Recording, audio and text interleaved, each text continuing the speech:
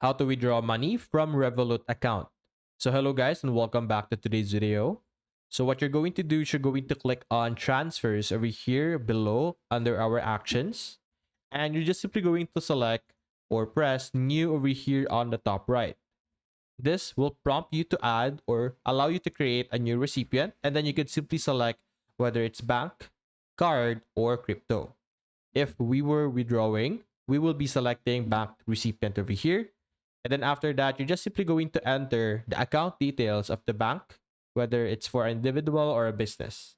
So realistically, if we're withdrawing, it will be for individual. So you're just going to enter your bank recipient or the country of recipient's bank. Then you're going to select the currency. Then you're going to provide an IBAN and then the first and middle names and then email. And then you're just simply going to add them as a recipient. After that, you're just simply going to send money or transfer now to that specific recipient, which is the bank. So that's basically it, guys. If you enjoyed this video, leave a like and subscribe. Thanks for watching.